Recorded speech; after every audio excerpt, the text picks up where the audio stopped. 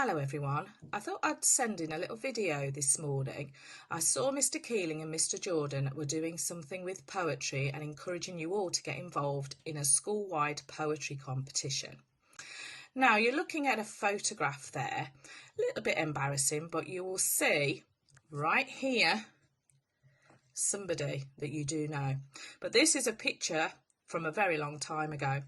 So this is a picture from March 1990. And this is when I was at school. I was 16, so not much older than you are today. And the reason that I've got this photo in this video is because it really connects to poetry, and I shall explain why. When I was 16 in 1990, I was in my GCSE year, and we'd been working really hard to get ready for our exams. And a bit like now, something really bad happened, and it really affected what happened to us when we were 16. So when I was 16, something happened at our school that made the local news. And I'll show you the newspaper article. So there was a school fire. One silly person decided to set fire to our school, and it led to all of our English GCSE work being destroyed in the fire.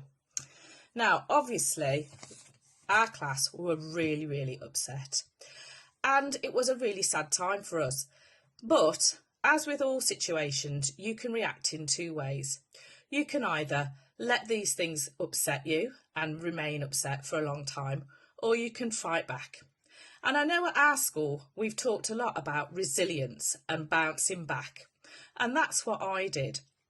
So after the fire, after a few days, I decided to sit down and write about how I felt, and I wrote a poem, and I will share that poem with you today.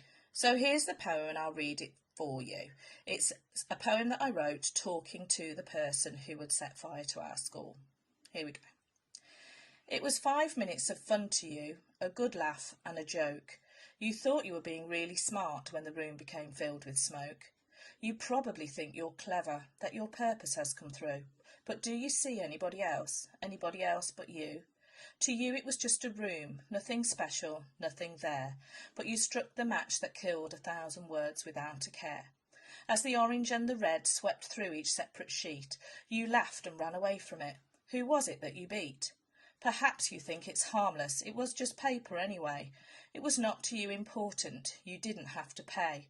But words to me are my life, as were my future too, although it now seems quite pointless, all because of you. When the greyness built up inside that room and the flames began to flare, did you not see the shadows of the people standing there? When you sit and think about what you did that day, think about all those words and what they now will never say.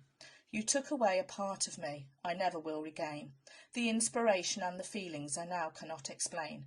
It will take a while to build upon the ashes that remain, not those inside the darkened walls, but those I now refrain. You killed 1,000 words that told of many things, of how I saw the world and what I thought that it would bring. But you have taught me something, of the ignorance and hate, of the selfish, stupid qualities that those like you accommodate. I know that books to you are probably boring and no fun, but the messages and the voices there will now be forever dumb. Perhaps I could rewrite the work that now lies as scattered ash, but I never will regain the feelings that your stupidity has smashed. All that work is just now blackness, that took 2 years to do, but those many hours of work was just 5 minutes of fun for you. So you might wonder, why am I sending you this, my poem, as part of the poetry competition?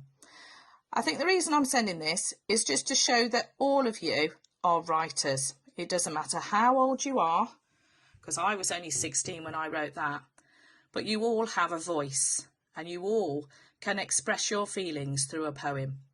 And when times are tough, and they're tough right now, it's sometimes a really good idea to pick up a pen and write down how you're feeling.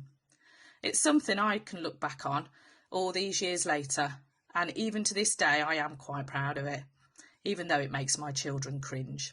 So good luck with the poetry competition, everybody. I look really forward to seeing everybody's efforts. Bye for now.